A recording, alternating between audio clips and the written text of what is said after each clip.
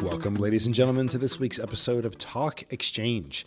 Today's episode is all about disaster recovery and utilizing the disaster relief fund offered through Exchange. We have several guests with us. We have Katie, Michelle, and Veronica, who have all been affected by disaster recovery and disaster relief in various ways. And they talk about how to rebound from a major storm, the challenges that are associated with that, stories of evacuating family members, the difficulty of not being able to return home, utilizing community resources, and even some really valuable tips and tricks about things that you can do to be better prepared in the unfortunate event that it happens to you. So we hope you enjoy today's episode. Again, it's a lot of great information, and we look forward to seeing you again next week. Welcome to Talk Exchange. I'm Tracey Edwards, CEO of the National Exchange Club. And I'm Kristie Lindahl, Director of Communications. Hi, Kristie. Hey, Tracey. So interesting weather all across the country. Woo. Some of you are in places where there's a lot of snow where it shouldn't be. And we have no snow, but it's very cold. So very cold. Stay warm and stay safe. Yes. You know, our episode today is focused pretty much on weather and natural disasters. You know, those things do happen. But you know, what's great about Exchange is how people come together during those times. Anytime something happens, people immediately want to check in on people, find out how they're doing, and then figure out how they can help. That's the way Exchange was built, was by helping in every situation. But especially when people are in harm's way, our members just reach out. And a lot of times they open their pocketbook and reach out. They want to help people. So today we're joined by 3 of our Exchange Club members in Florida who were definitely hit with a hurricane that happens in Florida, but in this one did affect some of our members. And the great thing about the National Exchange Club is that we do offer a disaster relief program, which is funded by our members because, again, they want to open their pockets and help their fellow members. And we have a way of just reaching people and saying, hey, if you need help, we're here to help with those immediate and emergency needs. So today we're excited to have with us Katie Becker, Veronica Huzzard, and Michelle Walag from Florida District Exchange Clubs. Welcome, everyone. Thank you. Thank you. Great to see you all, and thanks for taking time out of your day today. Yes, ma'am. So I guess we'll just kick off by talking about, you know, for those of us like Kristie and me, and I'm sure a lot of people listening, living in Northwest Ohio, we have a different set of things that happen. Tornadoes typically happen here, but hurricanes, I can't even imagine going through that. So starting with Veronica, tell us about your experience and how it impacted you and maybe some of your challenges for people listening who've never had that happen. Well, first of all, I'm an insurance agent here in Florida too, so it really affects me because obviously you have an insurance agent for when you have a claim. So very busy time for me. But this is the first hurricane that I actually had my own physical damage to my home. So it was probably the scariest one I've been through. I've lived here in Florida for over 30 years now, and I've experienced a lot of hurricanes, but with this one being almost a direct hit where we live in Manatee County, extremely scary. So I had roof damage and a window blew out during the storm in my son's room. Luckily, he wasn't near the window when it happened, but it was really scary. So, you know, and still working on getting the damage repaired at this point. So the roof is finally has been replaced, but we're still waiting on the window to be fixed. So when you have this extensive damage and there's thousands and thousands of people that need repair, you kind of get in line, and it takes a lot of time for everybody to be brought back to whole. I'm sure. And how long were you without power and just kind of in we limbo? lost power literally that night, like around 8:30, I think. And that was kind of when the dirty side of the storm started to hit us and the winds really picked up. We had, I think it was over 110 miles sustained winds for, I don't know how many hours. It felt like it was never going to end. I can't imagine. Yeah, it was very scary. I don't want to, I'd be happy to not have to go through it again, but unfortunately, I don't think that's a choice that we live with in Florida, because it seems like more and more the storms are getting stronger. So it does seem that way. And to your point, as an insurance, you're in the insurance business, so you're concerned about your family's safety, and then you're concerned about your clients, and then lots to do and people to help after that. And I thought about Katie too, because Katie is the director at one of our Exchange Club Centers for the Prevention of Child Abuse there in Florida. So, Katie, you went through it, and again, worried about your family, your property, and then I'm sure your center, your clients, all those people. Tell us about what you were thinking and going through in that moment in time. Well, one of the things that I really sat with when I was invited to this podcast and received some of the questions beforehand. When we think of hurricane, it was really hurricanes for us, right? So it was Tropical Storm Debbie, and then it was Helene, and then we had Milton. So there were probably 4.5 weeks of constant stress, of constant emergency management. And for our center, what that looked like is we had our hurricane shutters up for about 2 months, almost the entirety of the hurricane season after we had Debbie, because, having Veronica is on our board. She's actually our board president, and her being an insurance agent, we read our policies very closely. And you had good advice. We had very good advice. And of course, if we didn't have our shutters on, we couldn't have a claim for hurricane damage. So we had our staff. We have about 20 staff members hanging our aluminum shutters. One of our educators, her house was completely flooded in Debbie. She was out of power for about 2 weeks. And then when Helene came, personally, we live about a block and a half away from Palmasola Bay, which is a more inland bay. And we had a storm surge that was biblical. It went over the shores, through the first row of houses, up probably 3 or 4 other rows of houses, about 2 houses away from our home. And it wasn't scary in that way that we were underwater at that moment, but we were the next day out with our neighbors pulling furniture, soaking wet carpet, every content of their home onto the road. And probably a week and a half after that, Milton came through, and all of the debris, imagine homes that had been completely gutted, and every item is on the street. And now you have a Category 5 hurricane coming through, and you think about every single one of those projectiles and what that looks like for the community.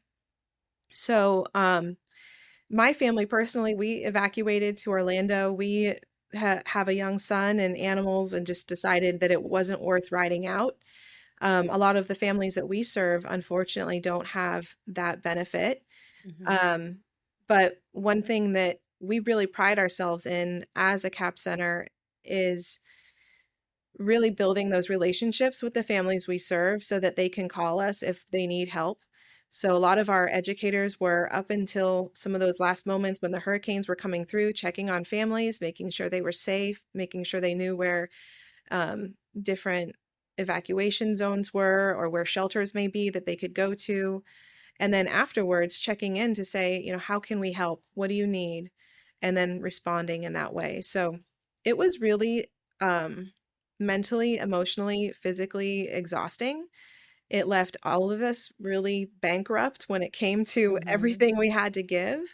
And the thing that is very odd about living in an area that goes through that type of natural disaster is the expected rebound, right? So, okay, everybody's through it, and now we're back to normal, without really taking a moment to reflect on what the community has gone through and what you may have gone through personally, and sitting in that space to heal and recover. Well, I'm sure that that's true. And what you just described sounds absolutely horrific. But to your point, where you said you had weeks of stress, not just that one incident, but all of the weeks with storms around you and concerns for so many people and things. Yeah, I think, and if I could speak to, Katie, what you were doing, your own family, managing your staff, their personal needs. It speaks to why people give to our disaster relief fund, because they know that you're out there, you belong to Exchange with your heart. You're out there serving your community as an Exchange Club member. Well, you have your own needs. Yeah, absolutely. So, we'll fill your pitcher for you. Absolutely. I appreciate that illustration. That I learned so much in what you spoke about, and it is daunting because I understand what you're saying, because you turn on the news the next day and everything's normal. It's sunny. It's fine. Get back to life, right? And you think, whoa, all of this just happened. How do we do that? Yeah, I mean, honestly, living in the North, we don't think about the cleanup and, what happens after the storm. So it's nice that you've pointed that out for everyone. Absolutely. And Michelle Walag is here as well, an Exchange Club member, and also works with our center there, our newest center, Ready for Life in Pinellas County. And I know you had a lot of family, including yourself and members and clients that you help that were affected as well. Tell us about your experience, Michelle. Yeah, like Katie and Veronica have spoken to, the complexity of it is really rather extreme. I mean, I felt like we just had to keep barreling through. I wasn't home for almost a full month because I live on the water and had to be evacuated for the 3 storms. And in between the 3 storms, I lost a family member in the storm in North Carolina. So there was another jaunt up to North Carolina to help another family member up there. The evacuations were very challenging for me personally. And like Katie was sharing, we're all exhausted. Everyone I know has been affected by these storms, and many of the people I care about most in the world lost their homes. They lost everything. I was very blessed. My home did not get flooded. It came within inches in 2 of the storms, but just the way the storms came on shore, the tides didn't quite make it to my door. But I had to also evacuate my mother and my sister. Wow. My mother had it's called Lewy body dementia, and it's like Lou Gehrig's disease. It's a Parkinsonian syndrome. So she was severely disabled, and my sister was her full-time caregiver. So to make evacuation plans for able adults is one thing. I have pets, and I can bounce around pretty much anywhere. I could figure that out, but to create a safer scenario for my mom was very difficult, and we had to plan things out to be near hospitals and places where if we lost power, she could get care. And then, so while jetting around between North Carolina and Florida through all of this personal turbulence and grief, I was making plans here, running food drives, virtually connecting the dots to help the hundreds of young adults who are exiting foster care and the young parents in our programming here, to prepare for the storm. Everybody needed a 3-day supply of food, and they didn't have resources to make that happen. So we called upon our neighbors and our organizations and a lot of Exchange Club members, and we put together a massive preparation program and then a massive relief program 3 times in a row. Wow. I mean, it was round the clock for everyone. And then after Milton, the 3rd storm, the rivers took a week to crest, which is another something that not everybody thinks about. All of that water has to go somewhere, and when the rivers fill up, it can take several weeks for that water to then drain back. And unfortunately, my mother and my sister, where they lived, the Green River Swamp, just 3 hours north of me, was flooded, and so they couldn't return home for another week. And so, personally, like I said, I mean, I can live in my car, but to take care of my mom and make sure that she had what she needed was really difficult. I'll tell you too that it became a blessing to have all of that time evacuated with my mom, because she ended up passing away just a couple of weeks after all of this. And so to get to be with her day in and day out for weeks was really a gift in my life. That 3-hour drive was a pretty long drive every weekend, but this was really precious time. I hear a lot of people here talking about how grateful we all are, to have Yes. each other and to have made it through that. And I'm most grateful that my mom didn't die in a flood, or Absolutely. stuck in a building that got a tree on it. She was safe and warm in her bed, and she was comfortable. So, And thank God you were with her, and you have our yeah. condolences, Michelle. My gosh, to experience that type of an Yes. impactful situation is heavy, to say the The loss. least. Yeah, the family member in North Yeah. Carolina died taking care of property from a Oh my mudslide. I God. mean, Oh, it was unbelievable. It's really surreal to walk through those situations. Like I said, I felt like we just had to keep going. Next step, next step, next Yeah. step. I don't know that we've slowed down enough yet to really process it all, but it's starting to settle a little bit. Right. Well, how lovely that you were able to be with your family, though, Yeah. and make those memories. I see a smile in your sadness Yeah. creeping out. Aw. Yeah.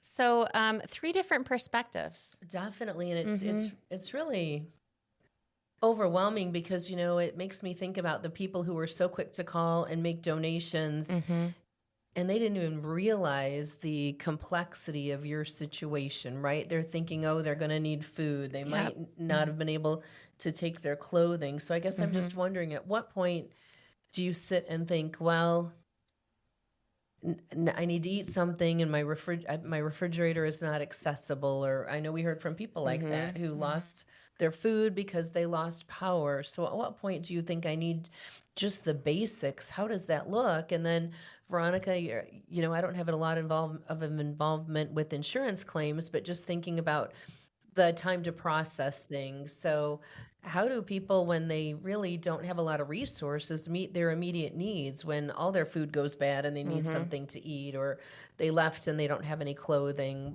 I mean, what do they do? What are the first steps you take when you do wake up the next day and say, okay, what do I do now? Well, as far as being on the insurance side of it, insurance policies cover some things, but don't cover everything. So it really depends on your individual policy on what it's going to cover. So I know a lot of people, you can reach out to FEMA right away. That's another way, and I think it was $770 that they were giving. But if you have, a refrigerator full of meat and freezers full of food, food's expensive these days. So that normally $750 is not really going to cover your loss. So, but yeah, reaching out to communities. I know here locally, our churches were amazing. Food pantries were set up right away. You could go and get food literally almost the next day the churches were opening their doors. So a lot of really great resources in our community, which is one amazing thing about Sarasota. Yes. Bradenton area, even up in Pinellas, it's a really good community as far as coming together. I think that is one thing that the hurricane does, is shows how great of a community you live in. So those resources are out there. And then of course, obviously if you're, have damage, you need to file a claim with your insurance. So our agency, actually, we lost power in the agency. We lost phones, everything, because our phones are through the computer now. So cell phone service was spotty in a lot of cases. So literally I didn't have electricity. You'd asked me that in your last question, and I kind of went and didn't answer it. So I apologize, but we lost power that night and didn't get it back till that coming Saturday in my area. But I had already left my house on Saturday morning and went to a friend's house in Sarasota to start helping my clients that Saturday morning to call everyone back and get policy information. Because I tell everybody, you should, in your phone, you should have your insurance phone number for claims, your agent's number, your policy number, all of that in your phone. Because normally if you're going to evacuate, you might forget your insurance papers, but you would have your phone. So but a lot of people don't do that. So I spent Saturday and Sunday that week and working and trying to help clients get in touch. because it's, again, for the insurance carriers, it's overwhelming too, because the information that you've got to get to them, and they have to call you back, or you can email it in. There's companies do it all different ways, but I was there to assist, and I'm still assisting people with their claims now, months later. Most people have gotten checks, but still some people need to reopen, and it's a cumbersome when you have thousands and thousands of claims, and I don't know what the final number is going to be with the millions, and maybe it's probably billions of dollars in damage that we have from these hurricanes. So just being there to help is really important, and knowing your community resources, and just like with the Exchange emergency fund, I mean, I was so grateful to be able to have that, because your hurricane deductible is very expensive, and a lot of people don't have $10,000 saved for an emergency. And so, and honestly, it's probably around that much I've had to pay out of pocket. So the help that I got from Exchange has been a blessing. So I just want to thank you very much for, allowing me to be able to partake and be able to receive a check to help me, move forward personally. Well, that's made possible by our members for sure, and we're very appreciative of that. In fact, we were going to ask Katie, how did you hear about the disaster relief fund that Exchange offers? Well, part of it is really Veronica. Oh, good. We're active Exchange members in our local clubs, and our local leadership made an announcement at club meetings, and it was just an opportunity that we found out about by attending the club meetings. And afterwards, I reached out to Veronica and learned the process and moved forward. So it was really also, I have to say, very simple. And I appreciate the simplicity when it comes to that request, because when you are in the middle of those immediate recovery efforts, you can't really sit down and write a complex grant application. And we were able to provide the necessary information, the necessary documentation, but it wasn't overburdensome, and we were able to get that relief very quickly so that we could put it to use. Good. That's good feedback. So thank you for that. That's our goal too, is to get it right to you. In fact, I'm so proud of our staff, because I know on the weekend, between our development manager and our finance manager, they were, we were all messaging each other, because they wanted to, how do we get this check to them immediately? How do we get this money to them immediately? We don't want to wait for the weekend to hold things up. So everybody, we're all with you in just trying to do what we can, even though it's very small in the big picture. People really want to help. What do you have to say, Michelle, to people who donated to that fund to make this possible? They're going to be amazed by hearing all of your stories. I can tell you that. Wow. I can say thank you. It was such a surprise to me. I know about the 501 fund, and I know, Exchange is always supportive of centers and right there to help people. I had no idea that on a personal level, I got an email, and I thought, is this what I think it says? And I mean, I laugh a little bit, because I used up not only my emergency account, which was quite significant, but I used my whole vacation fund, which was not as big, but I got to live in hotels all around, the United States for a month, but it wasn't the way I had planned to spend that money. And it was such a fast outpouring of cash to have some support available personally meant everything. The other thing is I felt cared about. This is a community that we are as Exchange members, and I felt loved, and I know I was being prayed for. I know that people really cared, not just about me, but that was my personal impact. It was amazing to be so held. So thank you all. Well, it's wonderful. And you mentioned hotel rooms, and I know that quite a few people who responded to the Disaster Relief Fund indicated that's how they were going to use the funds, which just, that hearing that just makes you think, wow, these people can't be in their home. So they need to just be somewhere. It's, well. Well, and I'll tell you, Michelle, on the other end of that too, it's very heartwarming for us when we have members call to say, do we have anybody who's been in the path of this? Or, can I donate to the fund because we know people are going to be needing it? That is a proactive caring. Definitely, most definitely. And I know you all indicated there's still work to be done. What types of resources or help do you still need in this many months afterwards? What does the immediate future look like? Where are you at in the rebuilding process, and what are you seeing out there? Well, I personally, at our center, we had some building damage, and with the resources from the fund, we're able to repair our roof, our soffit and fascia. And what we're seeing now, we were able to help some of our families in that immediate, but beyond that initial loss of food or initial loss of property, a lot of the families that we serve work in the service industry or the retail industry, because that is one of the largest industries in our community here in Florida.